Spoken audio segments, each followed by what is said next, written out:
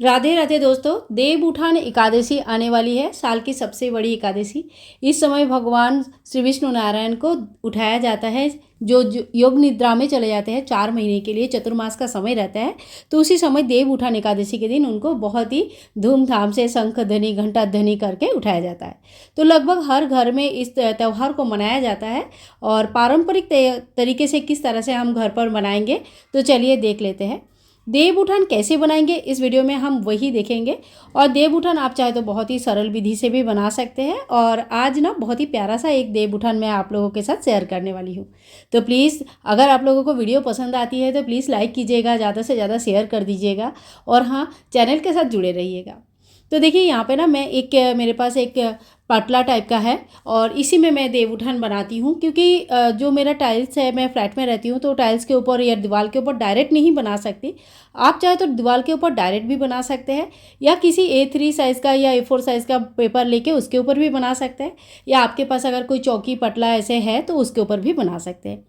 तो सबसे पहले मैं यहाँ पे बॉर्डर बना रही हूँ। बॉर्डर के डिज़ाइन आप लोग देख ही रहे हो, जितना मुझसे हो पाता है मैं उस तरह से बना लेती हूँ। और आप कोई और भी डिज़ाइन बना सकते हैं, या तो फिर इस तरह का जो डिज़ाइन मैंने यहाँ पे बनाया इस तरह का भी डिज़ाइन बना सकते हैं।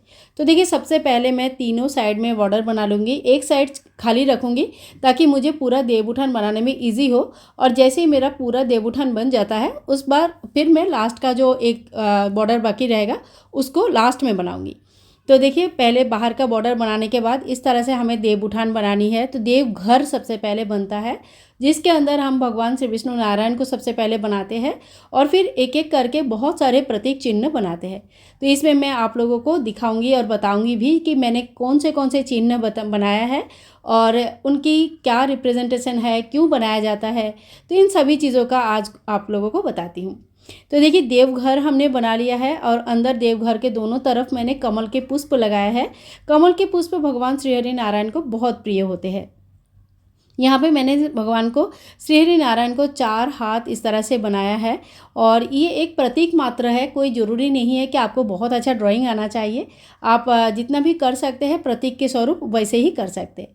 तो देखिए एक हाथ में मैंने शंख, एक हाथ में चक्र, एक हाथ में पद्म रख दिया है, और एक हाथ में मैंने यहाँ पे गदा बना दूंगी। तो श्री विष्णु नारायण की 4 हाथ में 4 भुजाओं में जो चार चीज़ें रहती है, शंख चक्र गदा पत्र रहते हैं, तो उन्हीं को हम बना लेंगे। और थोड़ी बहुत जितना भी आपको सजाना आता है उस तरह से हम विष्णु जी को सजा लेंगे। आप चाहे तो पटका वगैरह बना सकते हैं, मुकुट बना सकते हैं। तो इस तरह से जितना भी हो सके आप बना लीजिएगा। इसके बाद हम स्वास्तिक बनाएंगे। स्वास्तिक सबसे शुभ चिन्ह माना जाता है। ओम बना सकते हैं, श्री लिख सकते हैं। जहाँ पे भगवान श्री विष्णु नारायण होते हैं वहाँ माता लक्ष्मी जरूर होते हैं। सूर्य बनाया है, चंद्र बनाया है, और तारे भी बनाया है। अहय अष्टमी के समय हम लोग तारे की पूजन करते हैं। तो सूर्य, चंद्र, तारा ये साक्षात देवता में आते हैं, जिनका हम साक्षात दर्शन कर सकते हैं, डेली दर्शन कर सकते हैं। इसके बाद भी देखिए छोटे छोटे कुछ और देव बनाया जाता है। ये देव कौन से होते हैं? इष्ट देव हो सकते हैं, आपके घर के जो कुल देवी देवता होता है वो भी होते हैं। फिर जो स्थानीय देव देवता होता है, गांव देवी होता है या गांव देवता होता है। तो इस तरह से कोई देवी देवता जिनका भी आप मानते हो, आपका स्थानीय लोकल विश्वास है, उनको भी बनाया जाता है। इसके बाद हम देवताओं के सामने दिया प्रज्वलित किया है, और एक सीढ़ी बनाएंगे। ये सीढ़ी वो होता है जो हमें देवलोक तक लेके जाते हैं। और बहुत सारे हम छोटे छोटे दिए बना देंगे चारों तरफ, क्योंकि दियों से ही उजाला होता है। तो हमारा जो सफ़र है भगवान के वैकुंठ धाम तक, ये सफ़र में हमेशा उजाला रहे। इसके बाद देखिए इस समय आंवला के वृक्ष के बहुत अच्छी तरह से पूजन की जाती है। और कहते हैं कि देव उठान एकादशी से लेकर पूर्णिमा तक भगवान आंवले के वृक्ष में रहते हैं। तो यहाँ पे मैंने तुलसी का वृक्ष और आंवले का वृक्ष बना दिया है, और साथ ही में दिया प्रज्वलित कर दिया है, श्री यहाँ पे बना दिया है। तो ये सारे चीज़ें हमें साथ साथ में कर लेना है। और यहाँ पे देखिए हमने 4 पैर जरूर बनानी होती है।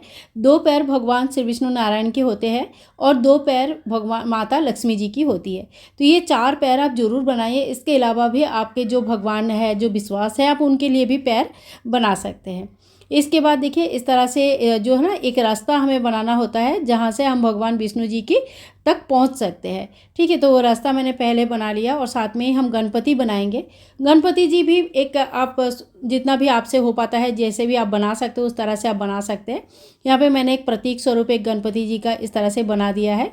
और इसके बाद देखिए कामधेनु गाय का पैर, जैसे जो इसका हमें नंदिनी बोलते हैं, कामधेनु गाय बोलते हैं, इच्छा पूर्ति गाय, गौ माता, उनकी पैर और साथ में उनकी बछड़े की पैर भी हमें बनाना है। इसके बाद देखिए ये जो भगवान विष्णु तक जाने वाले रास्ता है, इससे हमें बनानी है एक माया चक्र। इसी चक्र में हम लोग फंसे रह जाते हैं, माया में ही फंसे रह जाते हैं, और यही माया चक्र है। जिस दिन हम इस माया से निकल पाते हैं, जिस दिन हमें सही रास्ता मिल जाता है, उस दिन हम भगवान विष्णु तक पहुंच जाते हैं।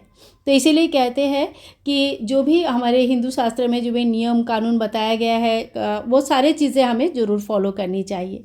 इसके बाद देखिए यहाँ पे मैंने कुछ देवघर के बाहर जो होते हैं ना, माया चक्र के दोनों साइड में घर के जितने भी पुरुष हैं उनके पैर चिन्ह बनाया जाता है, और एक आने वाली पीढ़ियों के लिए छोटा सा पैर इस तरह से बनाया जाता है। ये आने वाली पीढ़ियों के लिए होता है।